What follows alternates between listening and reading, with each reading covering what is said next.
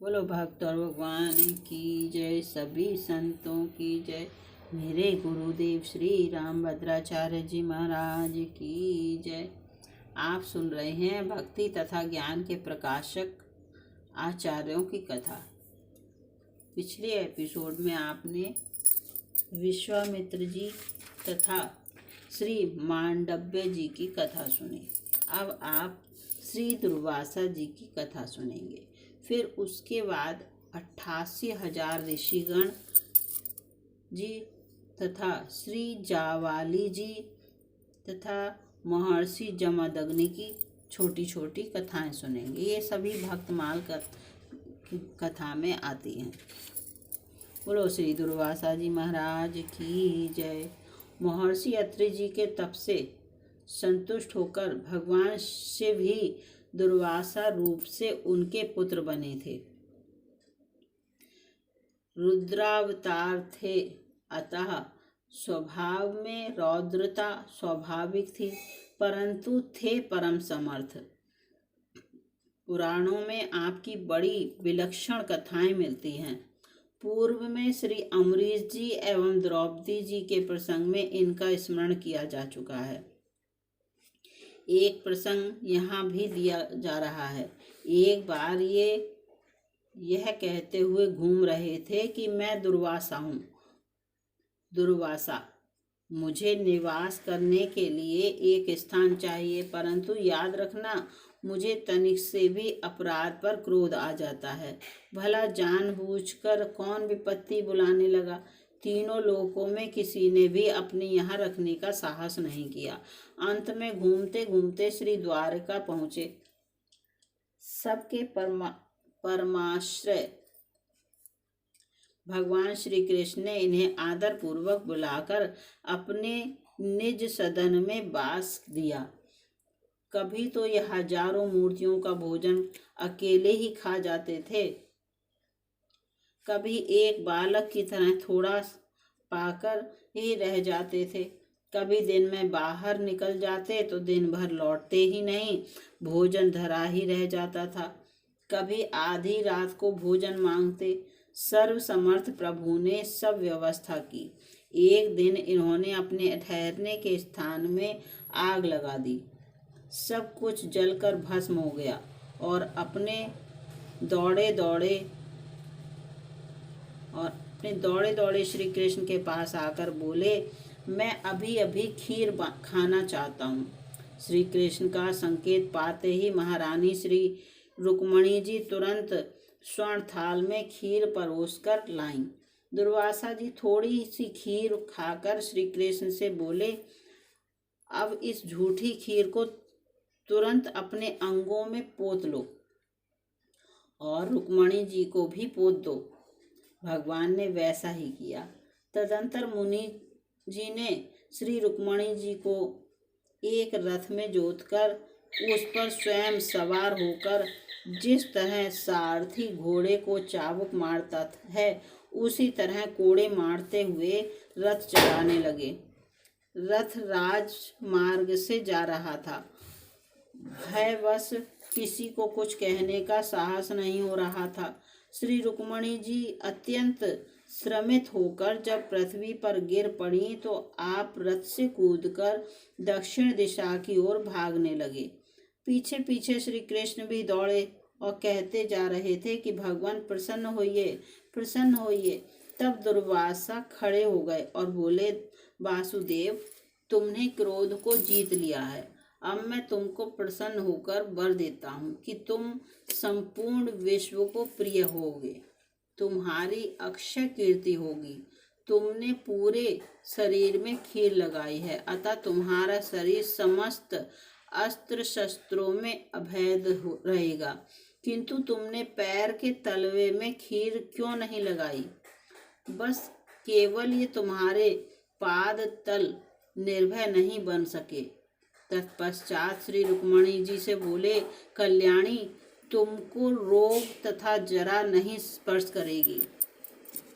तुम्हारी अंग कांति कभी मलान नहीं होगी। इतना कहकर महर्षि अंतर ध्यान हो गए। श्री रुक्मणी जी को साथ लेकर श्री कृष्ण घर आए तो देखा कि मुनि के द्वारा जलाई अथवा नष्ट की हुई सभी वस्तुएं सुरक्षित हैं। ऐसे ही आपके अनेकों चरित्र हैं। बोलो श्री दुर्वासा जी महाराज की जय। अब आप 88,000 ऋषिगण की कथा सुनेंगे। 88,000 ऋषिगण महाराज की जय। ये ऋषिगण श्री शौनक जी के साथ रहते थे। ये सभी उद्धव रेता ब्रह्मवादी थे। सूत जी के मुख से इन लोगों ने पुराणों का श्रवण किया था। ये ऋषिगण हजारों वर्षों का श्रवण सत्र करते थे। कलयुग को आया देखकर इन ऋषियों ने श्री शौनक जी को अपना प्रधान बनाकर नैमिषारण्य में दीर्घकालीन सत्र किया और भगवान की कथाओं का आनंद लिया। ये लोग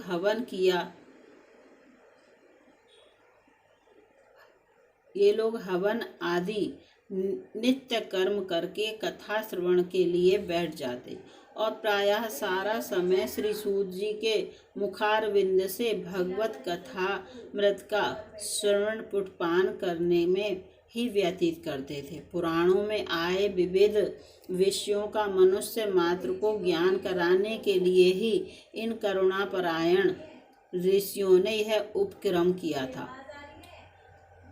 बोलो भक्त और भगवान की जय। अब आप श्री जावाली जी की कथा सुनेंगे। ये एक ब्रह्म ऋषि हैं। ये धर्म और नीति में बड़े ही निपुण थे। चक्रवर्ती महाराजाधिराज श्री दशरथ जी इनसे मंत्रणा लिया करते थे। ये उनके यहाँ मंत्री पद पर प्रतिष्ठित थे। श्रीमद् वाल्मीकि की रामायण में वर्णन आता है कि जब श्री भरत लाल जी श्री राम जी को मनाने चित्रकूट गए थे तो ये साथ थे। वहाँ पर इन्होंने बड़े ही चातुर्यपूर्ण ढंग से श्री राम जी के श्रीमुख से परमार्थ का विवेचन सुनने की लालसा से स्वार्थ को प्राधान्य देते हुए श्री राम से घर लौटने का आग्रह किया है। नीति प्रीति परमार्थ स्वार्थ सुजान श्री राम जी ने मुनि के भाव को जानकर बड़े ही शास्त्रानुमोदित ढंग से परमार्थ का निरूपण किया है। बोलो श्री जावाली जी महाराज की जय। अब आप महर्षि जमदग्नि की कथा सुनेंगे। ये सभी छोटी छोटी कथाएं हैं, भक्तमाल में आती हैं। विश्वामित्र जी के पिता का नाम गादी था। गादी बड़े ही धर्मात्मा राजा थे। उनके सत्यवती नाम की एक कन्या थी। कन्या जब विवाह योग्य हुई तो महर्षि ऋचिक महाराज के पास आए। ऋचिक मुनि ने राजा से सत्यवती की याचना की। अरण्यवासी वृद्ध ऋषि को देखकर राजा दुखी हुए। अपनी प्यारी कन्या को ऋषि को कैसे दें? ना दें तो ऋषि शाप दे देंगे। अतः उन्होंने कहा, भगवान, हमारे वंश में ऐसी प्रथा है कि कन्या के पति से कुछ शुल्क लेते हैं। आप यदि 1000 श्याम कर्ण सफेद घोड़े हमें दें तो आपके साथ हम अपनी कन्या का विवाह कर दें। ऋषि राजा के अभिप्राय को समझ गए। वे योग बल से वरुण के पास गए और उनसे 1000 श्याम कर्ण घोड़े लाकर राजा को दे दिए। राजा ने विधि पूर्वक सत्यवती का ऋचिक महामुनि के साथ विवाह कर दिया। महाराज गादी के कोई पुत्र नहीं था। सत्यवती की माता ने अपनी लड़की से कहा, तेरे पति सर्वसमर्थ ऋषि हैं, उनसे ऐसा वरदान मांग कि तेरे भाई हो जाए। सत्यवती ने अपनी माता की प्रार्थना ऋचिक मुनि से कही और अपने भी एक पुत्र हो ऐसी इच्छा प्रकट की। ऋषि ने 2 चरु मंत्र बल से तैयार किए। एक में तो छात्र धर्म वाली शक्ति स्थापित की और अपनी पत्नी के लिए ब्रह्म शक्ति। दोनों चरु वे अपनी पत्नी को देकर चले गए। माता ने समझा कन्या वाला चरु अच्छा होगा, अतः उसने अपनी कन्या वाला चरु खा लिया और कन्या ने माता वाला।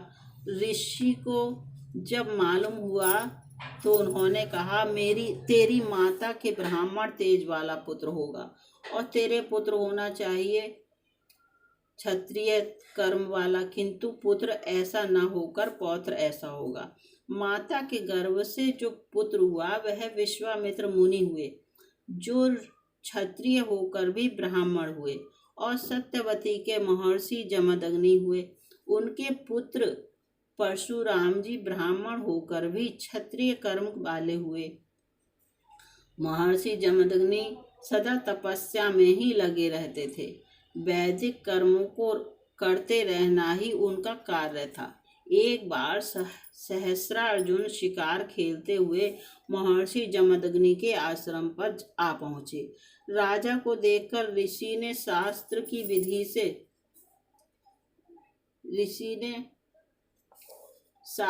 विधि से उनका सत्कार किया और सेना सहित उन्हें भोजन के लिए निमंत्रित किया। महर्षि जमदग्नि ने अपनी तपस्या के प्रभाव से कामधेनु द्वारा संपूर्ण सेना को भांति भांति के भोजन से संतुष्ट किया।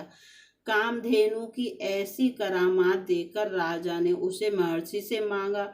ऋषि ने कहा, राजन, मेरे समस्त यज्ञ याग के कार्य इसी कामधेनु पर निर्भर हैं। इसे मैं देकर कर्महीन बन जाऊंगा। राजा ने नहीं माना। वे गौ को जबरदस्ती लेकर चले गए। महर्षि चुपचाप बैठे रहे। जब इनके पुत्र परशुराम जी ने यह सुना तो वे फरसा लेकर माहिष्मती नगरी में गए और सहस्रार्जुन को मारकर गौ ले आए और आकर पिता से सब हाल सुनाया। इस बात को सुनकर महर्षि जमदग्नि बड़े दुखी हुए। उन्होंने अत्यंत दुख के साथ कहा, राम राम महाबाहो भवान